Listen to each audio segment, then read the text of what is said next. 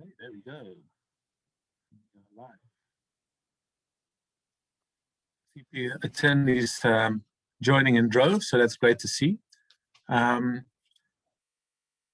everyone. Please hop over and make sure you've got your chat box on, and then at the bottom there's a field that says to. Please change that to all panelists and attendees. That just means all your fellow attendees can also see who you are, but that's only really going to make a difference if you're going to introduce yourself and say hi. So please use the chat and say who you are, where you work, and why you're so excited about this webinar. You may also add for bonus points. Great to see Val, one of our great supporters, Karen, Henri, two other great supporters. We're all among friends here, so that's fantastic to see. We've put a big picture up on the background, so you know you're in the right place. If you don't know anything about FP&A, then you're gonna be in for a treat. If you know quite a bit about FP&A, then you're in for an even bigger treat today, because we're gonna be learning lots of practical lessons. Fantastic to see. Good to see Fred as well. Maggie, Kif, try now if I pronounce it correctly. Grant, great to see everyone. Lots of people joining. We've got lots of cool content to get through, so I actually want to go to the official intro just now, and then if your colleagues later say, listen, I missed the first 10 minutes and I didn't realize how good it was going to be, there is going to be a recording, and that will also arrive in your inbox for the people who were a bit late or missed it altogether, which would really be a shame, because then you won't be able to interact. And we're really going to hopefully use the chat box as much as we can today. So I'm going to stop sharing. You've already can see two faces, which I will now introduce. So the official opening goes like this. The importance of FP&A has never been as great as today. How do you preserve cash? How do we focus on growth? What can we do better? During this webinar, we'll unpack some lessons from a recent implementation success, and we have got two phenomenal speakers today. So welcome again. My name is Joel Roerig. I'm the Managing Director of CFO South Africa. As I indicated, there's a chat box, so please say hi there and let us know where you work. You do have to select all attendees and panelists at the bottom. That means everyone can also engage and see who you are. I hope you really will use the chat box lots during the hour as Martine and Alan are presenting. Pop all your questions there. We'll get to them. Even if we have too many questions, we'll get to them in a different way after the hour. Because it's really, I mean, we've got a privilege to have two top experts here, so let's use it. Like I said, we've got two phenomenal experts who are going to be really, really practical today. We've got Martine Burgess, Head of Group FP&A at SA Taxi. She'll reflect on the first half a year of using Workday Planning, and she will explain why she calls it life-changing, which is a pretty big statement. Then we've got Alan Safi as well, a Managing Executive at Decision Inc., and he'll talk about the trends in planning globally and in South Africa, and also a top expert, very involved in lots of planning rollouts throughout the country. So very fortunate to have him. And then before I hand over to Martine, just a general shout out to Workday that's making this webinar possible. They've really been an incredible supporter of CFO South Africa and the Finance Endowment Network. So it's been great to have that support of Suko Mdwaba and his team ever since they've been starting to make waves in South Africa in the HR and the finance space. So with that, and great to see everyone, and Ed and everyone else in the chat. So with that, I'm going to hand over to Martine. Thanks very much, Joel. It's good to be back here. I can't believe it's actually just under a year since the last time that we chatted. We're definitely facing some very challenging times in our country. So if anything, hopefully today we can help some people just improve their forecasting process in a time when planning is more important than ever, and to be honest, quite a challenge. What I wanted to do first, just for people who might not have been on the previous webinar, is just to recap what SA Taxi does. And the purpose of this is just to understand what needed to be translated into the financial modeling tool during this process. SA Taxi is a financial service provider. It was the first FSP to focus purely on the minibus taxi industry, which is a pivotal part of our economy and our transport system in South Africa. It's a vertically integrated business model. What that means is that we've invested into operations to support all the different aspects around the finance loan. There's three main pillars in the business: asset-backed lending, insurance, and then the auto part side of things. On the asset-backed lending side, this is where the finance takes place. We offer finance in the form of an asset-backed loan to the minibus taxi owners in order to finance their vehicles. It is an asset-backed in terms of the fact that the vehicle supports that loan, which is an income-generating asset. On the insurance side, also very focused on specific minibus products. The main product offerings there are motor comprehensive and credit life. There are other ones as well, but again, very, very specific to this industry. There are a lot of other things behind that. We have a rewards program where we offer things in terms of fuel and tires and taxi parts. And then the telematics also very linked in there. Every vehicle has got a telematics device linked to it. So we're getting data all the time, which is used across the business for various reasons, and obviously has a lot of very valuable data there. Then on the auto side, this is where our repossessed vehicles come in for refurbishment. We've got a large panel and mechanical workshop, and then parts supply and retail stores supporting those areas as well. So quite a lot of different dynamics, different degrees of difficulty in terms of not only the operation side, but translating it into different types of modeling. There's a lot of integrations across all of these areas, and that's everything that we needed to deal with. So where we are on this journey, when we chatted last time, we were about halfway through the implementation. So about 3 months in, and that was last September. Since then, we went live in December last year. Then we all went away for a little while. We went through wave 2 and then came back in Jan, and that's when we do our next forecast. So it's always quite a challenging time, as is with time constraints. Now we had the additional complexity of a second wave of COVID. What was important there was, having just gone live, was having some post-implementation support from Decision Inc., which I'll go into in a bit more detail. By March, we were pretty much self-sufficient in terms of running with Workday Planning. And here we are now at our second webinar, and from an SA Taxi perspective, crunch time in our budgeting cycle, which is due next week, and definitely a lot of complexities at play at the moment. What I discussed last time was just, how did we come to decide on Decision Inc. and Workday Planning as our, the way forward? Because to be honest, a lot of the offerings do come across offering the same type of solutions and wanting to address the same problems. The goals are always to improve the data availability, the efficiency, how fast you can forecast.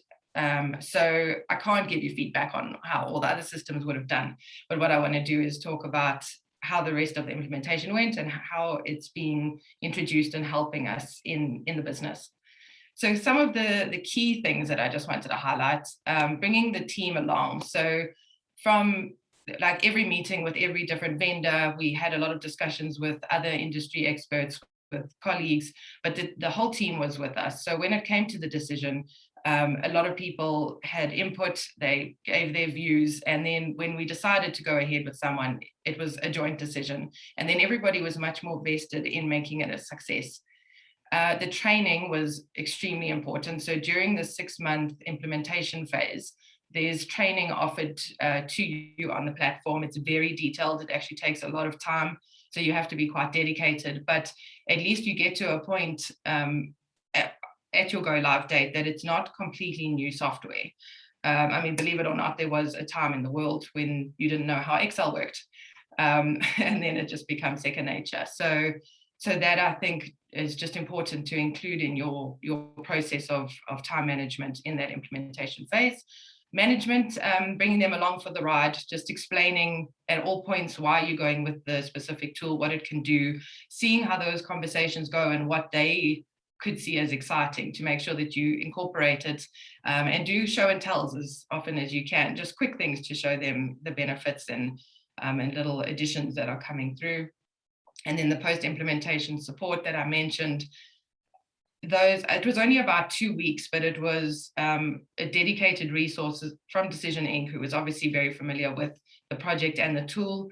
When you take on something new, even though we could already start changing formulas and updating, it was going to take long. And when you're under time constraints, which we always are, you're going to revert back to what you're used to. So I would highly recommend that, to embed it into your company straight away. So just to touch on, what we wanted out of this whole project and out of the tool was the ability to give all the different stakeholders what they needed.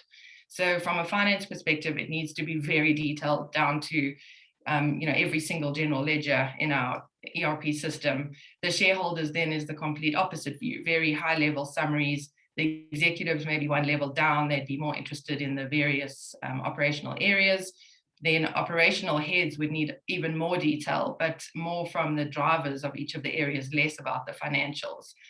The statutory requirements, we've got about 22 entities, and that's a completely different level to the operational view. So that needed to be taken into account.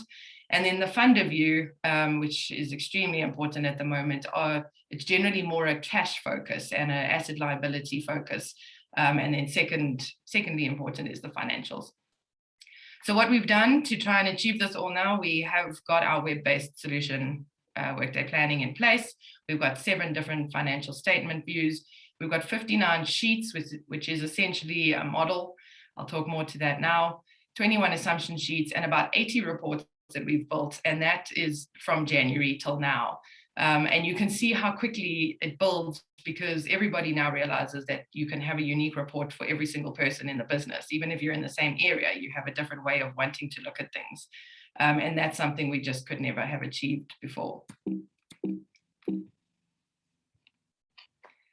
Some key points of what I think worked along the way. SA Taxi engagement. So when you think about an FP&A project like this, the obvious resources are your FP&A team and then some of the specialist modeling teams across the business. But what is really important is actually to bring everybody and all different skills. So our IT and systems teams were very important to understand how it fits into our architecture at Taxi, to understand the security and how all of that would work.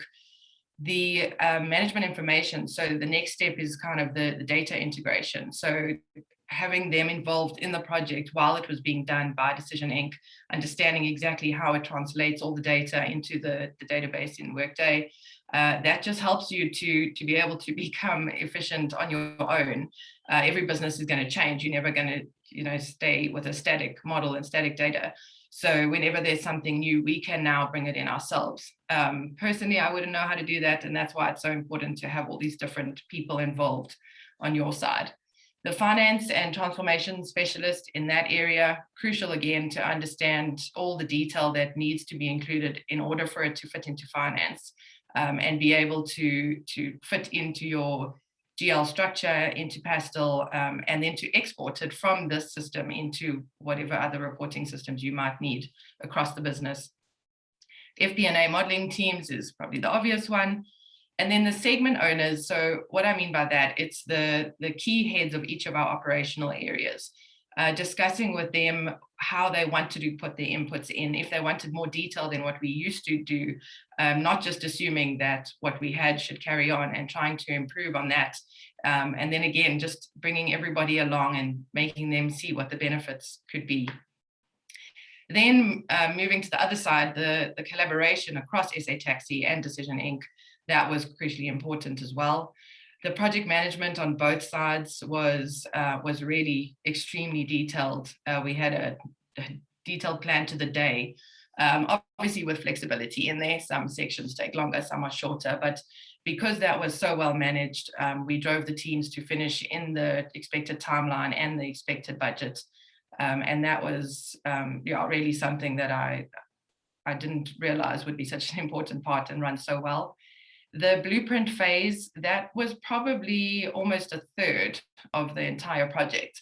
It was detailed one-on-one with our modeling team, or whoever was specifically responsible for that model, and then the Decision Inc. side, documenting every cell, every calculation, what the overall model does. And also what they did was understand what the purpose of the business unit was, so that it makes more sense when you're trying to build the outputs, and then also give some feedback on what might work better. And again, not just replicating what we had, but making sure it does at least that, and then potentially more. The GL setup, again, something I hadn't really considered. That took a long time, and it has to. Every line that's modeled in Workday is then mapped to an income statement, general ledger account, and balance sheet. I mean, within SA Taxi, we've got about 10,000 GL accounts. So it did take a long time, but now that it's set up, it's done.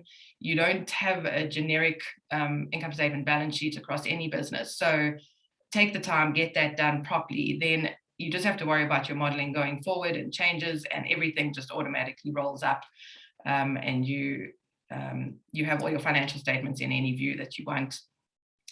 Then I think the rest I've touched on: the flexible planning, the training, and the go live support. I think what happens a lot is we embark on big projects, and then we don't often reflect on how it went. So putting this together was actually quite a nice way to see if we had done that. High level, we wanted to improve the sophistication of the team. We wanted more frequent forecasting, as did our shareholders. We wanted we had to have full ownership. That was a deal breaker. And this all had to come at a fair cost, of course. So just going through some of the goals that we wanted to achieve, we wanted to improve the productivity of the team and take away the more mundane tasks. I think we really achieved that. The information coming in automatically is that's one of the game changers. It's literally a click of a button. Everything comes directly into the database, and you can update it as often as you want. If there are any imports, such as strategically driven assumptions that can't be based on history, you can set up templates. You still don't have to be the one actually putting it into the model, so you can share the load a lot. And there's access to information for everybody across the business. This then talks to removing the key man dependency. It's not a matter of everybody coming to the FP&A team and asking, what exactly did we forecast 3 years ago for this line? Everybody has access to the information now. You build these reports at a high level, but you can always drill down. So if there's specific need to dig down and see where the issue was, it's all there for everybody to look at themselves. It does take time with any new system. People just need to get used to it. It has taken a lot of dedication from our team, and yes, for the first while, it's more work while you're trying to get everybody up to speed. Someone will come to you with a request. You just have to say, give me a day. Let me just try to build this for you. But then it's done forever. So that's the kind of diligence I think that the team needs to have in the first few months of getting it embedded. Then continuous planning. I mean, this just happens naturally if you have more time to keep looking at different scenarios and things like that. And it happens because the inputs are so much quicker. Everything is quicker to run. In terms of scenarios, we couldn't have had 3 versions of our budget models open at the same time previously. Now you really can do that. You don't feel this pressure on your machine. You don't have to have this non-responding that we're all very familiar with. Don't get me wrong, big fan of Excel. I use it every day. But for something like this and the size and scope of our budgeting, it just wasn't the right tool going forward. Improving the accuracy, I touched on this, but the fact that now all of our data is coming from the centralized database, it means that the business only has to check the data once. So everybody who's responsible for taking the data from all the operational systems into the centralized database, they're checking it on behalf of all areas in the business. And now we know that that same information is coming into all of our budgeting tools. We set it up to do monthly updates.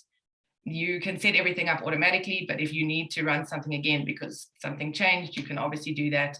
And what's actually happening now, because it's such a nice way to look at everything in one place, whether you're in our team or finance, we're actually updating pastel data every few hours automatically, because at month end, a few hours can make quite a difference. So that's been really great.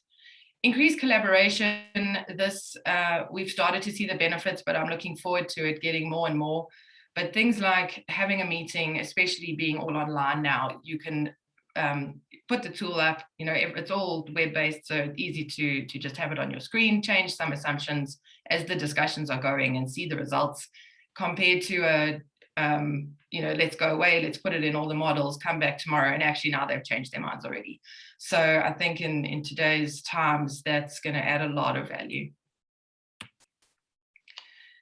So just to kind of bring this all together, this is what the world looks like for us now when we need to do a forecast update or a scenario update. In terms of the different elements of Workday, there's the inputs and assumptions, mostly automated. What's not automated is imported or calculated based off history. That will sit now with operations mostly. On the modeling side, that will still sit with FP&A.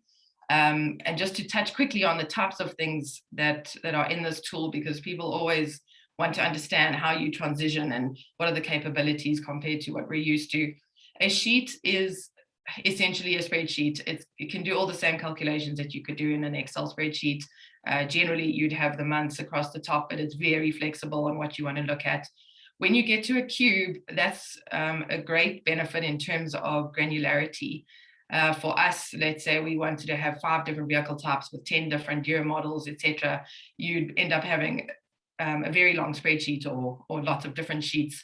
But this kind of cube world allows you to have one set of calculations and just kind of drop down between all the different dimensions, which is really useful and easy to work with.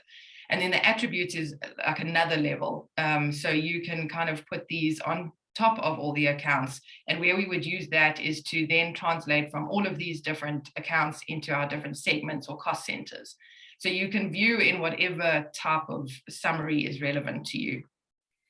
The financial statements, you know, all very typical income statement, balance sheet, cash flows. But as I said, everything is set up there for finance. And what's also really important to have it at that level is for the exports, to put it into Pastel if we need to, and then also into our reporting tool that's used at head office for consolidation. So we've mapped all of those accounts again in the system, so it all just happens automatically, and that whole process is not really something to worry about anymore. It's just the last thing we do.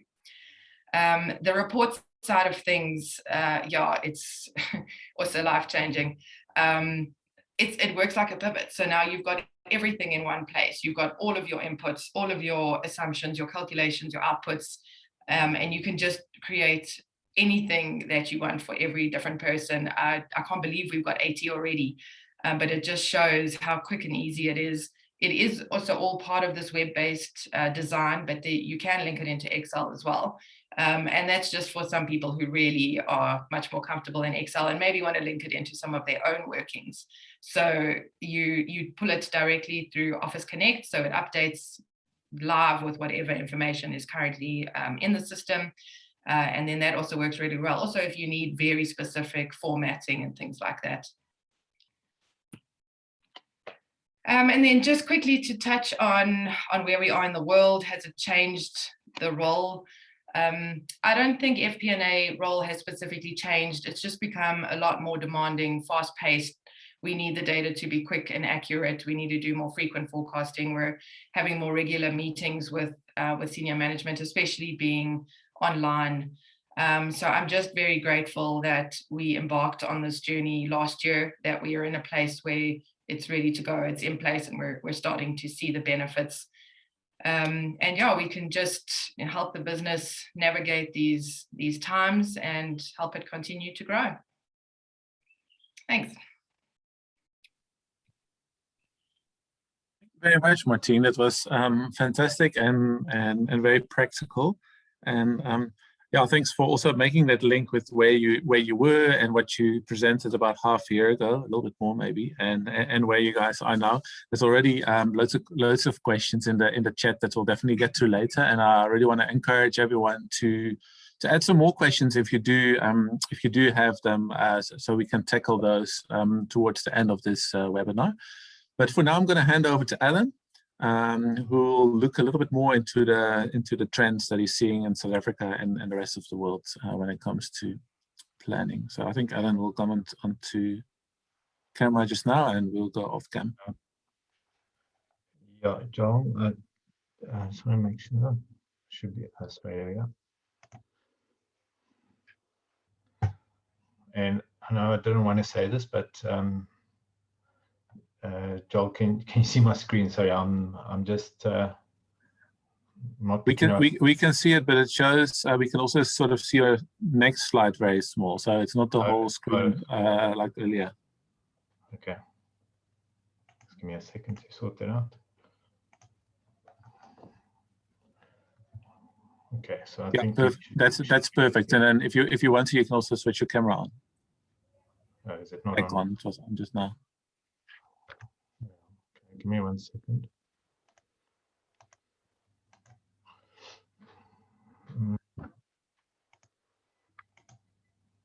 There we go.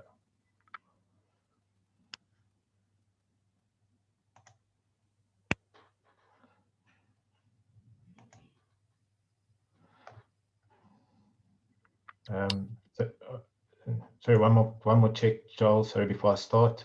Is the right screen shown, or must I switch it again? No, you got to switch it again. Sorry. Okay, got it. Awesome. Thank you, everybody.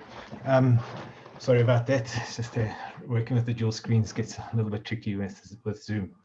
Yeah, I just want to thank Joel and the Workday team for including us in this, for us from a decisioning perspective to share some of our FP&A insights and knowledge. And also a big thank you to Martine for sharing some of the work she's performed within the SA Taxi environment. It's really impressive stuff. My name's Alan Safi, as Joel introduced me. I've been involved in FP&A for the last 21 years and exceptionally focused in the value proposition FP&A delivers to clients, and as a primary focus for me and my team within the company, and then how technology unpacks and supports it. For those of you who don't know too much about FP&A, I've thought I'm going to take a minute to, not even a minute, just to give a quick intro to that. What our FP&A financial processes is pretty much takes the baton after the transactional closeout within your finance organization. So in a particular finance environment, you have got your transactional information, you've got your it's well organized, centralized, controlled, closing off your books, kicks off what we call pretty much FP&A from that point forward, where the performance of the business starts to get unpacked in terms of collecting, consolidating, and reporting, and then being able to plan, analyze, and make various decisions on in terms of projecting forward. So one of the biggest challenges that we see in that FP&A space is very much focused on how much value does the FP&A team deliver to the organization. A lot of the times the teams and the processes are very much seen to be policing and reporting, to present packs to decision makers, and a lot of focus goes into how efficient and fast we can do that. But there's a lot more to value around that, and we've seen as we get into the approach and the output the FP&A teams start to unpack within organizations. It's more about their ability to understand the information that exists in their business, become that better business partner by being able to analyze and identify what is important and what needs to be looked at within the business, and then also allow the business to predict what is going to happen going forward through various models, projections, plans, forecasts, budgets, whatever it might be, and be able to do that on a frequent basis and hopefully on demand. and then be able to tell the story back to business. So this is what happens, this is what the future looks like, this is what is going on in the business that needs to be addressed, and in so doing help to steer and support decision making through that process. And then obviously another factor within the teams is be able to communicate to market effectively on time, and be able to deliver the message to stakeholders as to what the business is about. So the whole drive is to get to that point. I've been tracking a number of different engagements, sites, and analysts globally, and I thought part of what we wanted to do today was just explain what are the core trends that are happening globally. What are we seeing from a decisioning perspective locally that talks to value, and is there much of a difference between what our international counterparts are doing in the space versus what we're looking to do in South Africa from what we've seen. So maybe just to kick that off, we I thought I'd bring this up because some of the latest survey I've seen and unpacked and followed has been the 2021 Fbna Trend Survey. That is actually quite easy to get onto, and anybody can pick it up online and have a look at it. It's been a complete global response to that survey that started to highlight certain themes of FP&A professionals globally in terms of what's happening in the global community. And at a high level, obviously in the interest of the amount of time we have, I can't go into too much detail. Some of the core focus areas that are popping up in discussion within these organizations is FP&A. That's actually a phrase coined by Gartner, which moves financial planning and analytics to extended planning and analytics. And effectively, it takes integrated planning to another level. So getting even deeper into the planning within the organization, that becomes far more operational than maybe where finance used to go.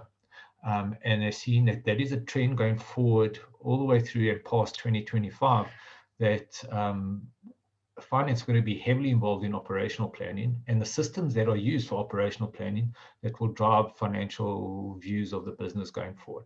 So that's quite important. Another big one is artificial intelligence. Machine learning is becoming a critical component to FP&A teams and finance in the office of the CFO. And there's some interesting insights as to the value that's starting to drive.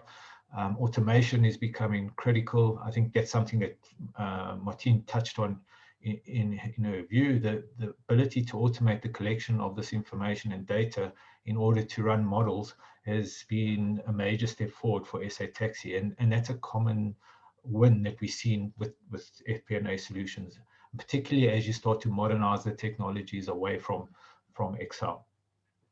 Into more modern cloud-based types of technologies like Workday Planning. Integrated planning it's kind of that connection between FP&A, but very much the ability to do HR planning, CapEx planning, sales modeling, by customer product, SKU if you needed to, region, and bringing various models that are all integrated and impact each other, production planning, all tied into a financial environment. Scenario modeling is another big trend, and I think it's one of the ones that are touching us in South Africa a lot, maybe more than what's happened globally, but I'll touch on that a little bit later. And then the ability to run predictive analytics, using the built-in algorithms that are becoming more readily available to predict forecasts on your business, based on certain drivers that it's been trained on. So that's quite interesting. The other big one, which I've noticed, and just by being on a couple of the international seminars, is very much a big move towards FP&A teams becoming more storytellers.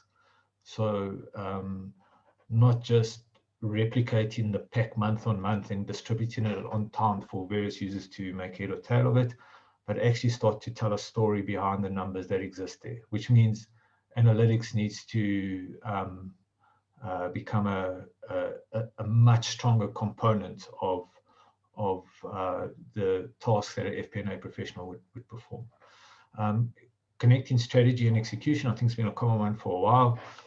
Driver-based modeling is big, also something that's been trending a little bit more here in South Africa of late.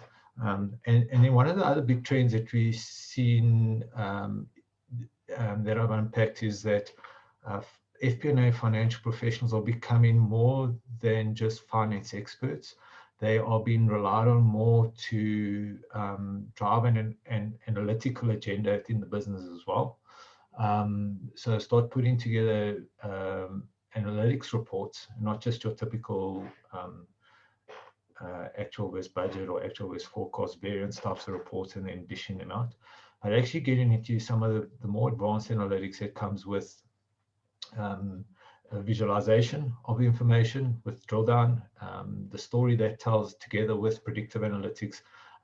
The FP&A is building a skill set that needs to be able to accommodate that as well. So that's multi-skilled finance individual starts to play a role. The highlights and lowlights around that, pretty much top three that came out of that that survey. Give me a second there. Is on the highlight side that 51% of the respondents were using scenario analysis extensively, which was actually up quite considerably from the prior year. I think it was like 19% up on the prior year. So that was, I think, very understandable considering where we've come through from a COVID perspective. The other big move has been senior executives have real-time view of their business. Again, something I think Martine alluded to there, that people have visibility of those numbers because they've got this information now modeled and worked out in a central environment. And then organizations are able, some of them, and I think this is starting to move up, funny enough, there's 4% of the respondents can produce a detailed, accurate forecast in less than a day. On the lowlights, there were still data quality issues that a lot of people are grappling with. And this is quite an interesting one because I do see this also trending in South Africa, that FP&A is not receiving the technology investment as much as some of other projects that face the business today. So that is something that I do see trending here as well. And then there's a number that we're saying they're happy with their current situation. There's no need to change. Maybe just in addition to that, this was an interesting view for me because I do see us moving in this direction quite aggressively, particularly with all the projects we're encountering on in South Africa, is that 67% of decisions that were made off FP&A data was based on hard factual evidence, which literally means that the data drove the decision, and there weren't big wild assumptions in this data that had a high risk of not actually materializing. So there's a strong confidence that the models were detailed enough with the right drivers to unpack what was going to happen. So that was up. And then obviously AI machine learning, as I said, 83% of companies are starting to utilize that. Which I do think we're lagging behind quite a lot in South Africa, that there's not as fast take up in finance, particularly for AI and machine learning. So what are some of the things that I think is a big challenge? We go back to the ROI for FP&A versus the shorter term operational investments, where 35% of respondents said they're struggling with this in their business. The business does not see the value for investing in FP&A versus spending that money for operational investments. And then FP&A is also not considered a strategic investment. So I think that's the core focus in terms of what FP&A professionals are challenged with. And what that drives is an exceptional move, both locally, I think, and internationally, to become to deliver more value from within the FP&A team to the business. And the value has to have some form of real meaning that will then justify an investment. And if I look at some of the trends, and I picked this up from a discussion that a Walmart FP&A professional presented, is that they have looked very much to move their FP&A function with respect to business partnering from producing typical reports, performance management, variances, scorecards, to helping the business find new business potential, finding new insights in the business, and challenging the status quo. So that's how they're starting to shift to become more meaningful to their business. The other one on the corporate finance side, where it's typical, was consolidation, reporting, external communication. It's about also adding the function of internal storytelling, working off the single source of the truth to impact insights around decisions. So being that trusted information platform that's going to drive really good decisions. And then on the investment side, the FP&A teams are working hard at continuing obviously with the traditional view of sensitivity, NPV, IRR, and so forth, and moving into being able to model new business opportunities faster and more effectively within their business. So that's some of the FP&A trends from a global FP&A forum that kind of highlights what some of the challenges are, some of the opportunities are, and where people are moving. From an analyst perspective, picked up on from Gartner, we have a very strong partnership within Decision Inc. That there's 5 core areas that the analysts are saying what CFOs need to understand around finance, and obviously digital becomes important, and that multi-skilled professional within finance is becoming more and more an important factor. Decision-ready data, so the analytics side becomes important. Other re-centralization of finance analytics, on-demand reporting and planning is becoming a big move, and then obviously AI. But one of the big things that was quite interesting out of that analysis from within Gartner was that finance is actually considered one of the top 3 slowest performing functions within a business right now, which drives a big demand from business, where as much as there's a 73% piece of pressure to speed things up. There's a massive pressure to speed finance up. 73% of respondents to the Gartner survey said they needed finance to be a lot faster than what they were. And then the last trending aspect of that from a Gartner perspective was that AI machine learning is going to become far more embedded within finance projects. FP&A projects are going to become far more detailed into the operations than just integrated planning. So we're all used to the term integrated planning, and I know there's a lot that gets done across all our clients in that space, but that's going to take a step deeper. And what we also see trending is FP&A is becoming more embedded in the core. So Workday is a great example. Their finance system's got a built-in consolidation environment into the ERP effectively, and a dynamic connection between Workday Planning and the ERP. So linking their core with the FP&A technologies is going to become far more intertwined than what we've experienced in the past. So I think that is some of the core trends that are happening there.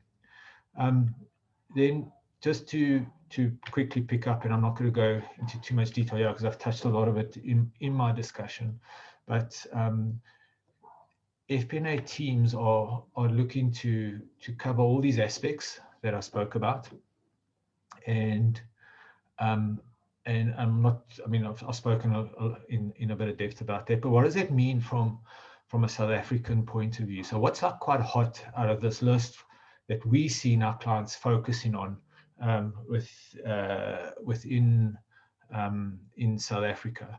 And if I to just take a scenario and try to keep it as fresh as we can to make it relevant, if we look at what's just gone down in our country over the last week or 2 weeks, and you superimpose that onto the picture on the left, whereas what would you most want to happen for your business in order to deal with what's happening on the right at this point in time in the market, particularly, for example, if you're a retailer who's facing some really hard decisions now as to how you're going to trade, how you're going to recover from some of the situations you're in around some of your stores.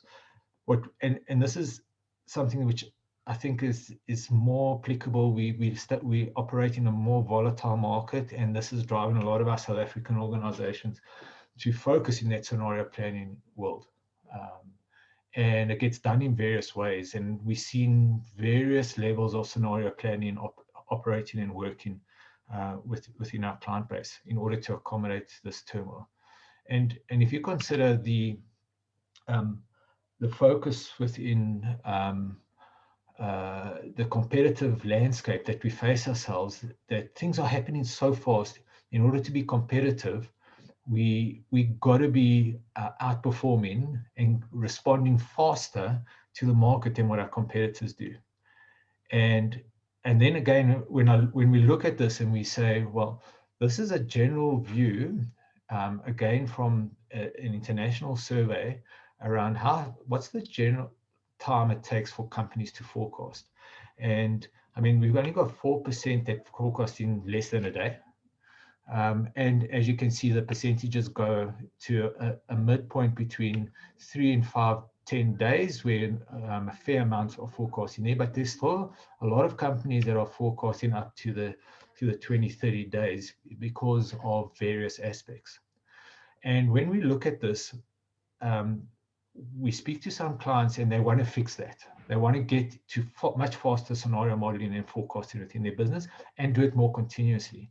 Some of them do it, but the one thing that they don't do well is if they do it fast, they don't drive the factual component behind it. So they miss the data that's connected to that space, because they've got very high level Excel models that are kind of making rough assumptions and getting a rough view of what the future is, whereas they could have more detailed driver-based models that are all interlinked, integrated, that get you a little bit more detail and then produces results of facts and data.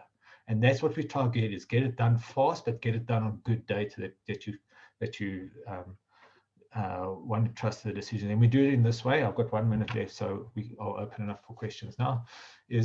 We follow the Pareto planning challenge, whereas if you look at most planning environments, 80% of the effort only results in about 20% of the value and insights. And what we work with our clients is in that space, which is very much type of bottom-up planning. It's got Excel as its backbone, manually disconnected process. The big thing about it is that you spend all this time planning, if it's a budget and then a quarter 1, quarter 2, quarter 3 forecast.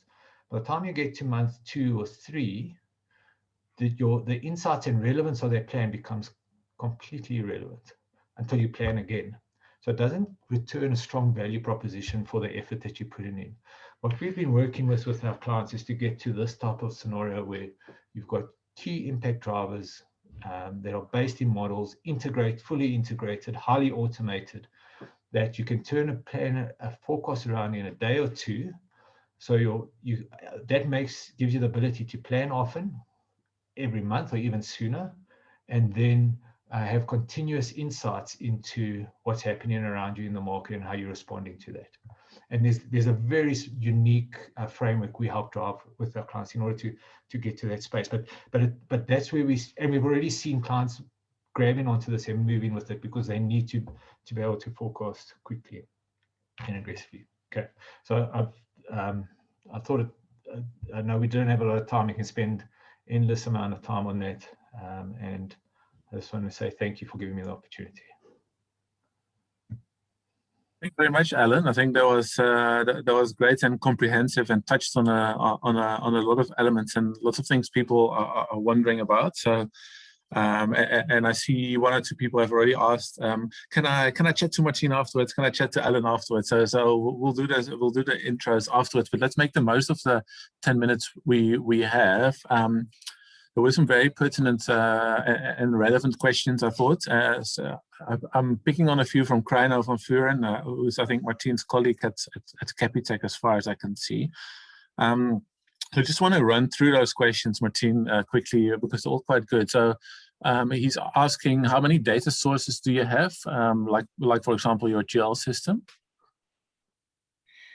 Yeah, I saw that question. So I was actually just quickly looking, because we did an analysis of that. I mean, you could see from the business model, there's so many different businesses. So obviously you're going to have different operational systems for loan origination compared to a panel beta, etc. So we've got 63 different tables coming from our database. That's obviously not one per system, but I'd probably say at least 10 to 12 different systems are pulling into that database. So that's, the kind of quantum of information that's going in here. Okay. And then how often do you feed this data? Or is it more like a real-time thing? So our aim here was to get to monthly forecasting. But now, as you say, where we are in the world, that's probably even going to be too slow. So we've increased it, as I mentioned, on like our ERP data to be every 2 hours. It could be every hour. So I think that is our next step. But something that actually made me think, of what's to come. Between Alan's discussions, this AI machine learning, there's more advanced work we can do, I think, with the tool, and also more frequent actually getting month to date as it goes and forecasting for that month as opposed to bigger picture per month. So not at real time now, but definitely as close as we need, and we'll take it from there. Yeah, as I suppose to Alan's point earlier as well, there's just many more situations these days where you just want to please do as a quick forecast, because that's your job, kind of thing, and you just have to shake it out of something. So what if let's say your big boss would ask you now, please do me one ASAP. What would when would he have it, or she? Yeah, I mean, now honestly it would take 10 minutes. But what's happening now is that the inputs and the discussions are so much more difficult. So it might take 5 minutes to update everything and get an answer, but deciding on what your new input should be and what the results mean, that's what we get to spend the time on now. So I'm not going to promise my whole forecasting period is getting shorter, but where we're focusing our time is becoming more important. And then also just a curious question, your FP&A team, how big is that? So we're 4 people that are specifically focused on FP&A, and then I'd probably say another 5 across the business are also very involved in modeling and have been involved in modeling their specific areas like insurance and credit. So let's say 10 people out of 1,400 headcount at SA Taxi. Okay, and it sounds like you're still recruiting from within your organization for people to be converts of the FP&A thinking. Yes, very much so. We've got lots of the finance team on board, which has been a great achievement. And yeah, you're right. It's exciting to see people asking for licenses. It's definitely good to see. Then I want to ask Alan a question about ROI just now, speed to and to justify that, but with what that came up in his presentation. But just a last one from Kreino for you, Martine. Was it a pre-built solution? So basically, did you just need to configure it, switch it on, and off you go, or was it built from various models, etc.? Yeah, so it is built from scratch, and I don't think we could ever have worked with anything that was off the shelf. So the tool is obviously all built, it's there, but it's almost like a blank spreadsheet. So you do start building each of your models on a blank canvas. And that is very daunting and intimidating, but as long as you have a good partner with you, everything gets set up and you take the time to learn how it works, we can now 100% build whatever we want onto the system. Okay, cool. Thanks, Martine. I think, Alan, one of the things that came up in your presentation was that it's sometimes difficult to justify the ROI of the implementation, just because of the time that it takes to get to seeing the benefits. But from Martine, I almost get a bit of a different impression, where she said, "Well, we switch this thing on and it starts printing dollars immediately." So basically, so how do you? What is your observation in terms of? Because I know there are a lot of people in finance and in planning that are desperate to implement these things, but they just maybe battle to convince the powers that be that that the ROI is going to come in time. What can you sort of say to help them? So Joel, it's actually a very good question, in the sense that if you focus pure ROI on the amount of time you're just going to save the finance team for collecting, consolidating, and reporting, it will stack up and give you a return. And obviously, when we do our ROIs with our clients pre-engagement, we try at least get the ROI out of that. But I think the major part of where the real return comes is, in fact, it's something Martine said, which she brushed over quite quickly. But I thought it's like quite a profound statement, that, what they're doing now is, when they're doing forecasting, they're not spending all the time collecting, sending out, and consolidating spreadsheets to get the answer. They've got something that works. So they'll get an answer in 10 minutes. What they're doing is spending the time on the inputs to the plan and the business decisions that are going to be driven. And that is a piece of value that is quite hard to quantify, but becomes invaluable to any business that is able to do that quite well, because your quality of your decisions are completely different to what they were prior to these types of solutions. And we try to help identify that, and that we've seen clients that have made decisions that have impacted their business by many millions of rands, and their return done straight away by one decision. Yeah. And maybe Martine, if you can also just comment, has the ROI come quicker than you expected, and also how do your other stakeholders, especially sort of your board and your shareholders, look at the success so far?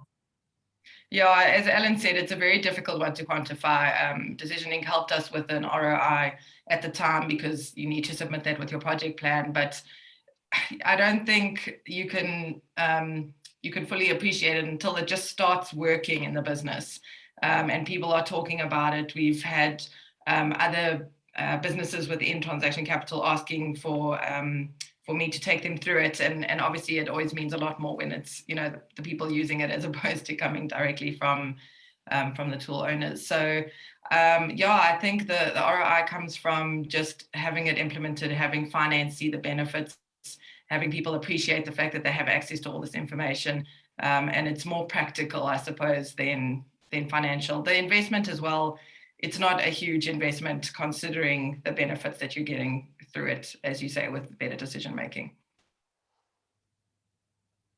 Right, and then one of the things that I was thinking myself also, because you mentioned the finance team and they're getting quite excited. So how much is the tool usable outside of the modeling space per se? Yeah, that was a big surprise to me. I just didn't envision that being part of it, but because we had a big drive with finance being part of the team, they could see how easy this was. So now you've got everything in one place. So whether you're comparing actuals or forecast or both, or you need segmental reports, it's all in one place. You know that it's correct. And everybody in finance is actually very excited. So I think it's just helped support that it was the right decision. Maybe Alan, your observations in terms of the usability of across the business of the FP&A tools. I think the big drive and trend is to make them more user friendly and business owned versus IT owned. IT get involved with making sure that the data channels or feeding these models are there and operating in an automated fashion, but the ownership of the actual models, of the logic, the concepts that go into it, sits within finance, and they've been driven to be user friendly, both not just on the reporting and extracting, which we know these tools exist out there, but also on being able to set up new models if you needed to, and I think that's a big one. It helps with turnaround time, because the right people are setting up what needs to be done for the business at that point in time. Thank you so much, Alan. And yeah, thanks so much, Alan and Martine, for your incredible input. I think we'll have to do all good things come in threes, apparently, Martine. So I think at some stage we'll have to check in with you again in webinar form. But I just want to thank all the attendees, obviously, as well, for engaging and for showing interest and for sticking around from the beginning to the end. I think it was super fascinating. Thanks to our two awesome speakers, and obviously thanks to our partner Workday for making this possible. They've got an awesome tool called Workday Planning that's the one that Martine's implemented, and since Workday is our partners, that's probably not a bad one to go with, if I was so to say so myself as a non-planning expert. But you've heard it from the experts here today. So I'm just going to show you quickly what we've got in store for you in the webinar space. There's a website there as well, cfo.co.za/events. Next webinar is around it's hosted by us, and it's all about Amazon Web Services and cloud migration. So please sign up for that one if that's, or tell your colleagues about it if they're in the cloud space. Then we've got one coming up around finance automation, with some cool examples from a CFO and the IT perspective as well. And then we've got the bots together with Treasury One, and looking at a case study at Hyundai. So I think lots of cool webinars coming up. Please let your colleagues know about it if they're the specific specialists in these areas, with this, the more the merrier. And once again, thank you all and have a fantastic Thursday. Thanks, Joel.